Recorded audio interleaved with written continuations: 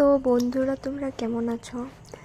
তো আমি তো ভিডিও বানাই না ধরতে গেলে, তো ভাবছি আজকে একটা চিকেন রেসিপি শেয়ার করি তোমাদের সাথে, যেগুলো আমি ঘরে বানাই আর কি। তো দেখো, আমি এখানে আলু কেটে নিচ্ছি, চিকেন ধুয়ে আলু কেটে নিচ্ছি। আলু না দিলে চলেই না চিকেনের মধ্যে, আলু দিলেই ভালো লাগে। তোমাদের কেমন লাগে জানিও। আর এখানে ধুয়ে পরিষ্কার করে নিয়েছি।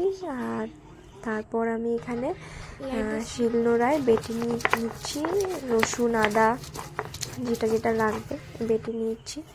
পরে দিয়ে দিয়েছি এখানে আদা রসুন বাটা আর লবণ, যা যা মশলাপাতি লাগে, হলুদ গুঁড়ো মরিচ গুঁড়ো সব দিয়ে দিয়েছি। তারপরে একটু কাঁচা তেল দিয়ে দিচ্ছি, কেননা মাংসতে দিলে ভালো সুন্দর একটা স্মেল আসে। পরে সব মিলিয়ে সব মেখে নিচ্ছি আমি এখানে। পরে দেখছি যে ভালোই সুন্দর হয়েছে মেখে। আমি আবার আলু মাংস সব একসাথে দিয়ে, পেঁয়াজ একসাথে দিয়ে মেখে নিই, আমি সিম্পলভাবে বানাতে পছন্দ করি। তো এখানে দিয়ে দিচ্ছি মাংস, অল্প একটুখানি তেল দিয়েছি, বেশি তেল দিতে আমি পছন্দ করি না, কেন কি মাংস তেল থেকেও বেশি রান্নার প্রসেস ভালো হতে হবে। তেল ছাড়াই আমি রান্না করি, আসলে একটু দিই না, কিন্তু আমি কাঁচা মাংসতেও দিয়েছি। আর এখানে ভেজে নিচ্ছি তেল, মাংস ভেজে নিচ্ছি সুন্দর করে।